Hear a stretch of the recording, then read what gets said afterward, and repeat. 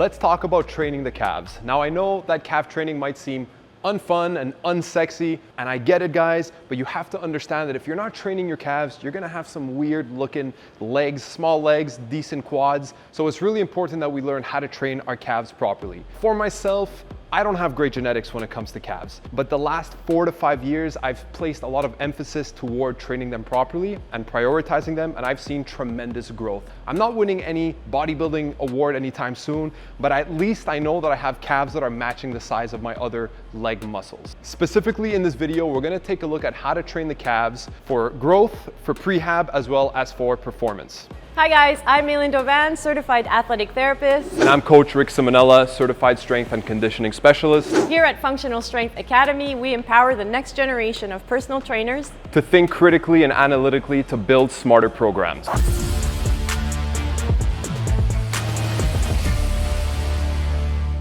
When it comes to training the calves, there's a specific order that I suggest that you focus on. The first thing you're going to want to do is a straight leg, a straight knee calf variation, such as a standing calf raise. And the reason for that is because we want to fatigue the largest part of the calf, which would be the gastrocnemius, and this muscle is going to be working tremendously more in a straight knee position compared to a bent knee position. So we can have May demonstrate what a straight leg calf raise would look like. Now in this case, we're gonna have her do something called a Duchenne calf raise. So the Duchenne calf raise actually has you moving the dumbbell around the body in order to emphasize both the stretch position and the top shortened position. So when she's at the bottom, she can bring that dumbbell just slightly behind, and that's gonna put more emphasis on the stretch. And as she comes up, she can bring that dumbbell toward the front and to the anterior, and that's gonna cause more tension in the calf in that shortened range.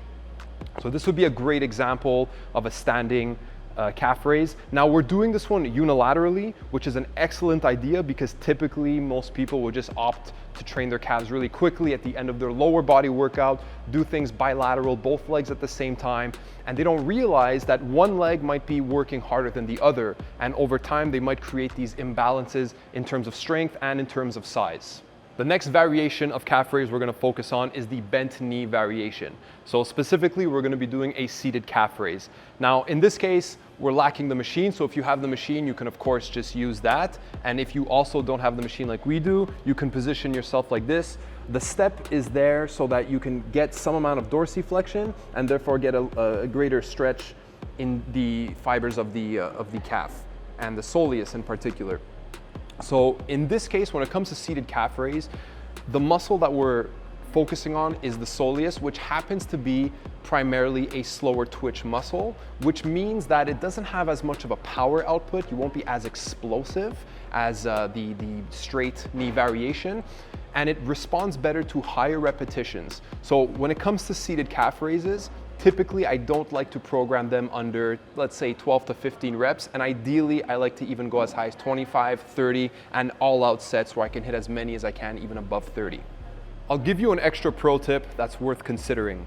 When you have your client or yourself performing these calf raises, whether they're bent knee or straight knee, you want to make sure that when you lift, you don't lift the foot and also bring the foot toward the outside, okay? So she's putting a lot of tension toward pinky toe and the smaller toes. So instead, when she comes up, what you want to do is keep the foot straighter, and that's going to create a lot more harmony in the movement and create more tension in all of the right areas instead of having a chance at causing injury to the ankle if she does rotate the foot too much to that exterior side. Now, from a prehab perspective, we can take a very simple standing calf raise and just manipulate it to target specific muscles. Specifically, we want to target the major medial and lateral stabilizers of the ankle. So on the medial aspect, we have the tibialis posterior. Now that's going to be a medial stabilizer of the ankle. It also has a very important function on foot stability. The way we target the tibialis posterior is we want to have plantar flexion, which we get from the calf raise, but we also want to have a little bit more inversion. So what we do is we place a ball between the heels. He's going to grab that ball between the heels, and as he comes up into his calf raise, he focuses on squeezing the ball just slightly. Again, always keeping all of his toes in contact with the ground, making sure that he's not going into supination, but just squeezing the ball with the heels, and you'll see that that brings a little bit more subtalar inversion. So he's getting a little bit more inversion there. Now he could do that with the same kind of reps that he'd be using for hypertrophy. So he could be going higher reps. He could be spending more time in that top position. So doing a pause at the top of the position, any sort of a 3 or 5 second pause. If I'm really into a rehab context, I may do 5 sets of 20-second holds at the top, something like that. The second way we can manipulate it is to focus on the lateral stabilizers of the ankle. So now we want to get some plantar flexion and eversion.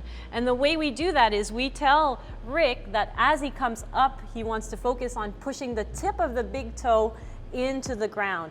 Now sometimes we can get a little bit of a coin underneath the toe. So we're going to look at this right one here, and he wants to push. And now you can see that that right ankle now is getting a little bit more plantar flexion and eversion, so because he's focusing on pushing that big toe or the tip of that big toe into the ground. So that's one way where we can manipulate the calf raise a little bit to get a more specific solicitation of tibialis posterior and fibularis longus, so your medial and lateral stabilizers of the ankle, and also two muscles that are very important for foot stability. So from a performance perspective, or even from a prehab perspective, the idea is from a performance perspective, we want to focus on moving quickly. So intending to move quickly for explosiveness, for that propulsion, right? Because many of the reasons we want to work on the calves is because the calves are very important for absorption, they're very important for propulsion, they're very important for stability. So from a propulsion perspective, we want to intend to move quickly. And as I said, that's important from a performance perspective. It can also be important from a prehab perspective if we're talking about a more elderly population. We want that ankle to be able to produce force rapidly in case we're falling and that kind of stuff. So it's even a bit of a prevention piece, okay? So in that respect, we want to get into positions which might be a little bit more athletic if we're thinking performance, or if we're thinking walking and gait, get into a position that's a little bit more athletic and just intending to move a little bit more quickly. So what Rick is imagining is he's actually imagining that he's going to step up and over that step, right? So he's moving a little bit more explosively in that concentric contraction, and he could even have weights in his hands and be doing this, okay? So just that intention to move quickly is important as well for the calf muscles from a performance perspective, from a propulsion perspective, from the perspective of coordinating powerful muscle contractions starting at the ankle. So guys, as Rick mentioned, maybe it feels unsexy. At the same time, now I think you know the calves are important. Now I think you know that they're also aesthetically pleasing in the end, right? So think about building your calves from a growth or from a prehab or from a performance perspective. There are steps. For example, growth would be the logical first step, hitting all of the muscles of the calf, the gastrocs, the soleus, so standing positions, seated positions. We can manipulate that to target specific muscles, and then we need to work that in a variety of ways because the calves have so many important functions, both absorption, lower limb biomechanics, but also propulsion, so getting us moving forward. So if you're interested in building smarter programs, don't forget to hit that bell to get notified for next week's video.